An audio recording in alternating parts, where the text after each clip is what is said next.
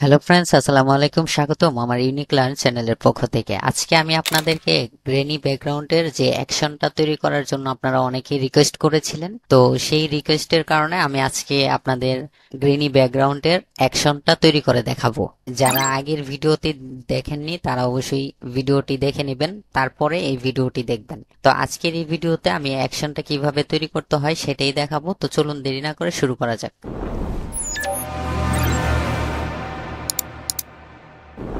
তো প্রথমত আমরা যেই অ্যাকশনটি তৈরি করব, এই অ্যাকশনটি আমরা ফটোশপের জন্য তৈরি করব।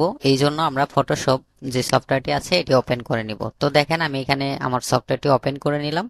দেন ওপেন করার পরে আমি এখানে এখানে আমার ফাইলে চলে আসলাম। ফাইল থেকে দেখেন আমার এখানে কয়েকটা ইমেজ আছে। তো আমি এখান থেকে একটা ইমেজ নিয়ে নিব।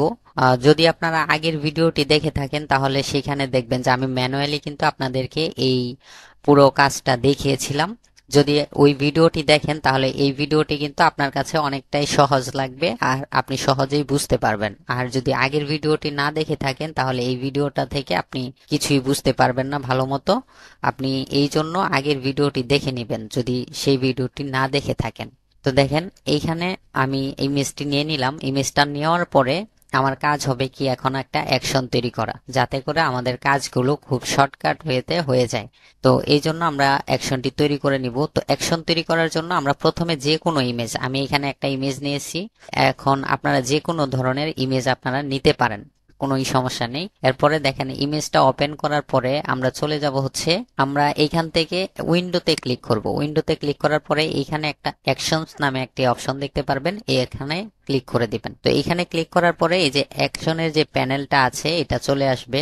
তো এটা আসার পরে আমরা এখন যেটা করব, এইখান থেকে দেখতে পাচ্ছেন যে এখানে ক্রিয়েট নিউ সেট, এটার উপরে একটা ক্লিক করে দিব।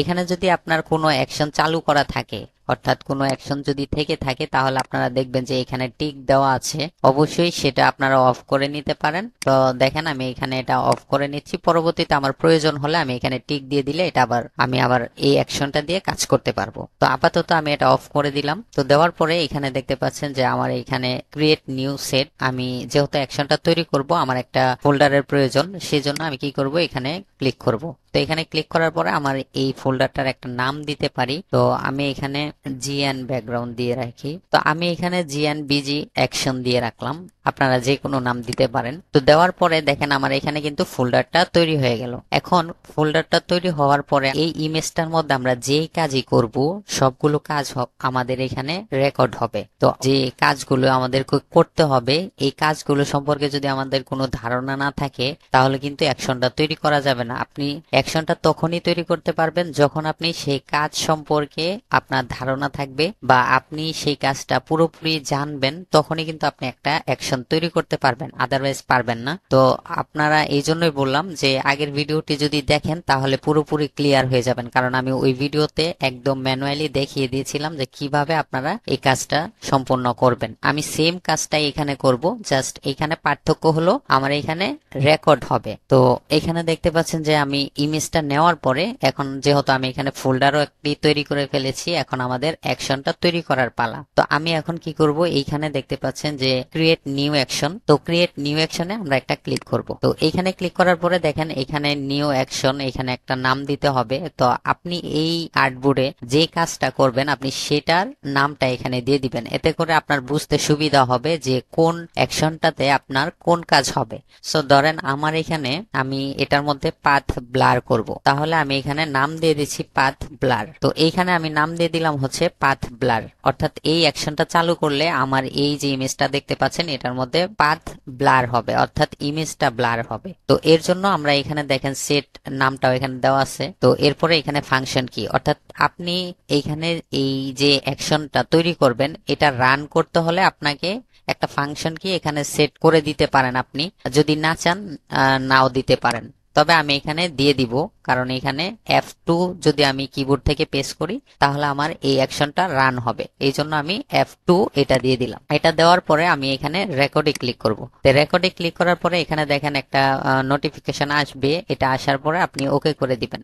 দেওয়ার পরে দেখবেন যে এখানে কিন্তু আপনার রেকর্ড শুরু হয়ে গেছে। এখন আমি এখানে যদি একটা ক্লিক করি তাহলেও কিন্তু এখানে এটা রেকর্ড হয়ে যাবে। সো আমরা কি করব, এখন যেহেতু রেকর্ডটা চালু হয়ে গেছে, এখন আমরা এখান থেকে ফিল্টারে চলে যাব। ফিল্টারে যাওয়ার পরে এখান থেকে দেখেন ব্লার গ্যালারি, এইখানে আসার পরে আমরা চলে যাব হচ্ছে পাথ ব্লার। তো পাথ ব্লারে ক্লিক করার পরে আমরা এখানে দুইটা পয়েন্ট দেখতে পাবো। তো এই পয়েন্ট দুটা আমি যে দিকে মুভ করতে চাই, অর্থাৎ আমার ডিজাইনটাকে আমি যে দিকে মুভ করতে চাই সেদিকেই কিন্তু এই পয়েন্ট দুইটাকে রাখতে হবে। তো ধরেন আমি এখানে কি করব, আমি চাচ্ছি যে আমার এই ডিজাইনটা মানে রাউন্ড হয়ে একটু এদিকে মুভ করুক। তো আমি এটাকে এইভাবে রাখলাম।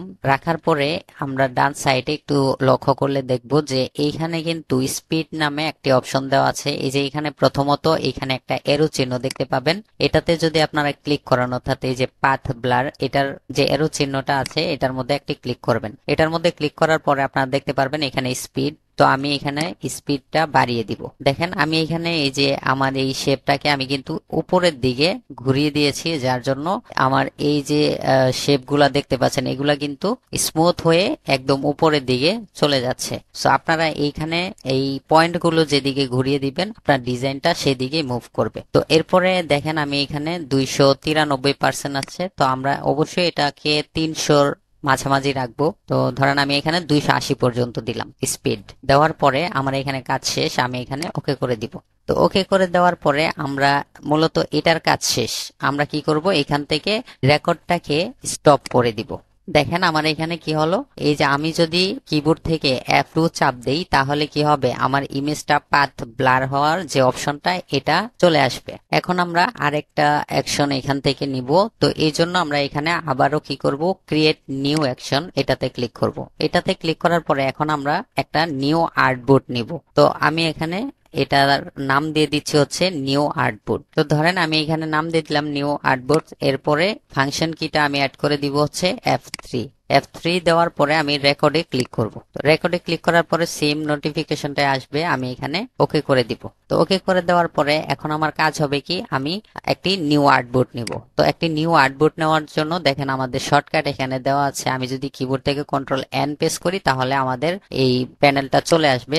ধরেন আমি এখানে নিউ এ ক্লিক করলাম। নিউ এ ক্লিক করার পরে আমরা এখান থেকে দেখেন এখানে যে কোনো সাইজ আপনি দিতে পারেন, অর্থাৎ আপনি আপনার আর্টবোর্ড বা ইমেজের যে ব্যাকগ্রাউন্ডের সাইজগুলো হয় সেই সাইজগুলো আপনি দিয়ে দিতে পারেন। তো ধরেন আমি এখানে 3000x4500 পিক্সেল এটাই রাখবো। রাখার পরে এখান থেকে সাইজ আলাদা করা যায়। তো আমি দেখেন আমি প্রথমে হচ্ছে 3000 এবং 4500 এইরকমই রাখবো। আপনারা চাইলে এখানে 4000x2000 পিক্সেল দিতে পারেন, অথবা 4500x3000 দিতে পারেন। এখানে আপনাদের সাইজটা আপনাদের মতো করে নিয়ে নিবেন। এরপরে এখানে রেজুলেশন যেটা আছে এখানে 150 ppi। তো আপনারা চাইলে এখানে কমও রাখতে পারেন আবার বেশিও রাখতে পারেন, অর্থাৎ 300 পর্যন্ত রাখতে পারবেন। এরপরে এখানে কালার মোড 8GB এটাই থাকবে। এখানে একটা হোয়াইট আর্টবোর্ড আমি চাই, এজন্য এখানে হোয়াইট আছে। এরপরে এখানে অ্যাডভান্স অপশন, এটাতে ক্লিক করার পরে আপনারা অবশ্যই দেখে নেবেন এখানে RGB কালার মোড আছে কিনা, মানে sRGB কালার মোডটা করা আছে কিনা। যদি না থাকে তাহলে এখানে ক্লিক করে আপনি এখানে অনেকগুলো অপশন পাবেন, এইখান থেকে আপনি জাস্ট sRGB এটা করে দিবেন। তো এটা করে দেওয়ার পরে আপনি ক্রিয়েটে ক্লিক করবেন। তো ক্রিয়েটে ক্লিক করার পরে দেখেন আমার এখানে আর্টবোর্ডটা চলে আসলো। এইখানে দেখেন আমি যে নিউ আর্টবোর্ড দিয়েছি এখানেও কিন্তু রেকর্ড হয়েছে যে আমি এইখানে আর্টবোর্ডটা তৈরি করেছি। এইখানে আরেকটা লেয়ার কিন্তু তৈরি হয়েছে। এখন আমি এই লেয়ার এর মধ্যে যা কাজ করব তাই কিন্তু এখানে রেকর্ড হবে। তো এর আগেও আমি যে রেকর্ডটা করেছিলাম সেটার মধ্যেও কিন্তু সেম ভাবে রেকর্ড হয়েছে। তো দেখেন আমি এই আর্টবোর্ডটা নেওয়ার পরে এখন আমি ব্যাকে চলে আসব। এই যে আমার যে আগের যে ট্যাবটা অর্থাৎ ইমেজ যেটাতে আমি কাজ করেছিলাম সেই ট্যাবে আমি ক্লিক করব। দেখেন এখানে এই যে সিলেক্ট প্রিভিউস ডকুমেন্ট এটার মধ্যে কিন্তু চলে আসলো। তো আসার পরে এখন আমাদের দরকার হবে লেয়ার, অর্থাৎ এই যে লেয়ারটা এখানে দেখতে পাচ্ছেন এই লেয়ারটা যদি আপনার এখানে না থাকে তাহলে উইন্ডোতে ক্লিক করবেন। করার পরে এখান থেকে দেখতে পাচ্ছেন লেয়ার্স নামে একটি অপশন আছে, এটার মধ্যে ক্লিক করে দিবেন। তো এটার মধ্যে ক্লিক করলে আপনার এখানে লেয়ারটা চলে আসবে। তো এখন আমাদের কাজ হচ্ছে কি, এই যে লেয়ারটা ব্যাকগ্রাউন্ডটা এটার মধ্যে মাউসের লেফট বাটন ক্লিক করব। ক্লিক করার পরে দেখতে পারবেন কনভার্ট টু স্মার্ট অবজেক্ট, এটার মধ্যে একটি ক্লিক করে দিবেন। এটার মধ্যে ক্লিক করার পরে আপনার এই যে ইমেজটা এটা আপনার দেখবেন এখানে একটা লক ছিল সেটা চলে যাবে, এবং আপনি চাইলে এটাকে হচ্ছে কপি করতে পারবেন বা কাট করতে পারবেন। তো ধরেন আমি এটাকে কপি করব, তাহলে কিবোর্ড থেকে আমি কন্ট্রোল সি দিয়ে এটাকে কপি করলাম। আমার লেয়ারটা কিন্তু সিলেক্ট অবস্থায় আছে, তো আমি এটাকে কপি করে নিলাম। নেওয়ার পরে আমি আবারও আমার যে আর্টবোর্ডটা নিয়েছিলাম আমি এই ট্যাবে ক্লিক করব। এই ট্যাবে ক্লিক করার পরে আমার এখানে এরকম আসবে। তো আসার পরে আমি কন্ট্রোল ভি দিয়ে এটাকে পেস্ট করে দিব। পেস্ট করে দেওয়ার পরে দেখেন আমার এরকম আসবে। এরপর আমি কন্ট্রোল টি দিব। দেওয়ার পরে আমি এটাকে ট্রান্সফর্ম করে যতটুকু আমার প্রয়োজন আমি অতটুকু রেখে দিব, রেখে ওকে করে দিব, অর্থাৎ এখানে টিক মার্কটাতে ক্লিক করে দিব। দেওয়ার পরে আমার এখানে কাজ শেষ। এখন আমি এইখান থেকে এই অ্যাকশনটাকেও কি করে দিব, স্টপ করে দিব। তো ধরেন আমি এখানে স্টপ করে দিলাম। এতটুকু পর্যন্ত আমার দুইটা অ্যাকশন কিন্তু এখানে তৈরি করা হয়ে গেল। একটা হচ্ছে নিউ আর্টবোর্ড আর একটা হচ্ছে পাথ ব্লার। তো আমার এখানে দুইটা অ্যাকশন হয়ে গেছে। এখন আমার কাজ হবে কি আরেকটা অ্যাকশন তৈরি করা। এই অ্যাকশনটার মাধ্যমে আমার নয়েজটা অটোমেটিক এখানে অ্যাড হবে। তো নয়েজটা অটোমেটিক অ্যাড হওয়ার কারণে আমরা যেটা করব আবারও একটা এখান থেকে নিউ অ্যাকশন নিয়ে নিব। নিয়ে নেওয়ার পরে এটার নাম দিয়ে দিব হচ্ছে অ্যাড নয়েজ। তো অ্যাড নয়েজ এখানে আমি এটার নাম দিয়ে দিলাম এবং এটার যেই ফাংশন কিটা আছে এটা দিব হচ্ছে F4 দিয়ে আমি রেকর্ডে ক্লিক করলাম এবং আমার সামনে সেম ভাবে ওই আগের মতোই নোটিফিকেশন সেটা আসবে, ওকে করে দিব। দেওয়ার পরে আমি এখন চলে যাব হচ্ছে ফিল্টারে। তো ফিল্টারে যাওয়ার পরে আমরা এখান থেকে নয়েজ নামে যে অপশনটা আছে এটার মধ্যে মাউসটা রাখলে দেখতে পারবো যে অ্যাড নয়েজ নামে একটি অপশন এখানে দেওয়া আছে, এটার উপরে ক্লিক করব। তো এটার উপরে ক্লিক করার পরে আপনি এখানে দেখতে পারবেন। তো প্রথমত আপনার এখানে যদি এটার মধ্যে আপনার টিক নাও দেওয়া থাকতে পারে, আপনারা যদি না দেওয়া থাকে তাহলে অবশ্যই এটাতে টিক দিয়ে দিবেন এবং এখানে ইউনিফর্ম যেটা আছে এটার মধ্যে একটি টিক দিয়ে দিবেন। দেওয়ার পরে এটার মধ্যে যে কতটুকু নয়েজ আপনি এখানে দিচ্ছেন সেটা দেখার জন্য আপনি এখানে প্রিভিউ ক্লিক করলে পরে আপনি এটা দেখতে পারবেন। এরপরে এখানে যে অ্যামাউন্ট যে অপশনটা দেওয়া আছে এটার মধ্যে আপনার হচ্ছে ব্যালেন্স, আপনি কতটুকু এখানে নয়েজ দিচ্ছেন না দিচ্ছেন সেটা আপনি এখানে দেখতে পারবেন। ধরুন আমি এখানে 10 দিয়ে দিলাম, তাহলে দেখেন আমার এটাকে যদি আমি জুম করি তাহলে কিন্তু দেখা যাবে। তো যাই হোক আমি এখানে নয়েজটা একদম একটু কমিয়ে দিব, কারণ অনেক সময় আমার নয়েজ বাড়ানোর দরকার হতে পারে বা কমানোর দরকার পড়ে। এটা কিন্তু আমি পরবর্তীতে এইখান থেকেই কমিয়ে বাড়িয়ে দিতে পারবো। সো আমি এখানে আপাতত 8.21 দিলে ঠিক আছে, তো আমি এটাই রেখে দিচ্ছি। কিন্তু আপনারা সব সময় চেষ্টা করবেন এটা 20-এর নিচে রাখার জন্য, কারণ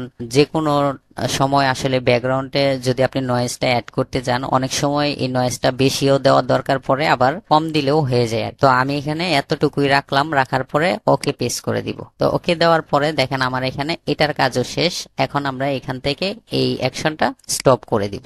স্টপ করে দেওয়ার পরে আমাদের এখানে নয়েজের কাজ কিন্তু কমপ্লিট হয়ে গেল। তো এখনই টোটাল আমার এই কাজটা কিন্তু কমপ্লিট, অর্থাৎ আমার যে অ্যাকশনটা আমি তৈরি করতে চেয়েছিলাম এই অ্যাকশনটা কিন্তু তৈরি করা হয়ে গেছে। এখন এটা যদি আমরা একটু দেখতে চাই তাহলে কি করব, আমি এটাকে কেটে দেই। তাহলে আমি এখন আবার এই অ্যাকশনটাকে প্লে করব, প্লে করে আপনাদেরকে দেখাই। আমি এটাকেও কেটে দিলাম। কেটে দেওয়ার পরে এখন দেখেন আমার এই যে এটা কিন্তু অ্যাকশনটা তৈরি হয়ে গেছে। এখন আমি দেখেন ইমেজটাকে নিয়ে আসবো। আমি এখান থেকে যে কোনো একটা ইমেজ নিতে পারি। তো ধরেন আমি এই ইমেজটাকে নেই, এই ইমেজটাকে ড্র্যাগ করে এখানে এনে ছেড়ে দিলাম। দেওয়ার পরে এখন আমরা এইখান থেকে অ্যাকশনটা রান করব। তো অ্যাকশনটা রান করার জন্য আমরা দেখেন প্রথমেই কিন্তু এখানে একটি ফাংশনকে অ্যাড করেছিলাম F2। তো এই যে ফোল্ডারটা আছে আমি এটার মধ্যে একটি ক্লিক করব। করার পরে এখানে দেখেন পাথ ব্লার, আমি যদি F2 চাপ দেই তাহলে দেখেন এটা কিন্তু ব্লার হলো। আমি যদি কিবোর্ড থেকে আরেকটা চাপ দেই তাহলে দেখেন এটা কিন্তু আরেকটু ব্লার হয়েছে। তো আমরা এটাকে এমন ভাবে ব্লার করব যাতে করে আমার মেইন যে ইমেজ সেই ইমেজের কোনো অস্তিত্বই না থাকে, আমি যেন এখানে সেই ইমেজটার কোনো কিছুই দেখতে না পাই। দেখেন এখানে কিন্তু আগের ইমেজের কোনো কিছুই এখানে নেই, এটা এমন ভাবে ব্লার হয়েছে আগের যে ইমেজটা ছিল ওইটা চিনার কোনো উপায় নেই। তো এখন আমি এটাকে কি করব, দেখেন আমি যদি এখন কিবোর্ড থেকে F3 চাপ দেই তাহলে আমার পরবর্তী কাজটা সে একা একাই করে দিবে। তাহলে আমি কিবোর্ড থেকে F3 এটা চাপ দিলাম।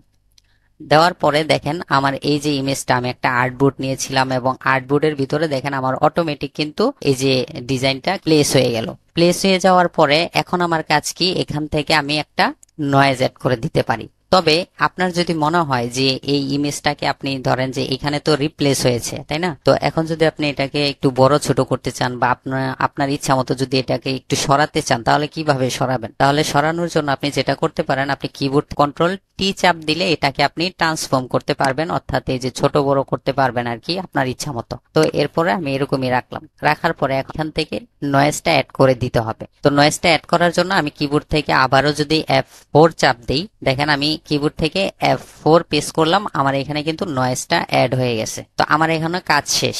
এখন আমি চাইলে এটাকে সেভ করতে পারি। তো এটাকে সেভ করার জন্য আমি কিবোর্ড থেকে চাইলে শিফট কন্ট্রোল এস চাপ দিলে আমার এই সেভের অপশনটা চলে আসবে। তো আমি এখানে ক্লিক করলাম। তো এইখানে ক্লিক করার পরে আমি এখান থেকে ধরেন আমি জেপিজি দিয়ে এখানে ব্যাকগ্রাউন্ড এখানে একটা নাম দিয়ে এটাকে সেভ করতে পারি।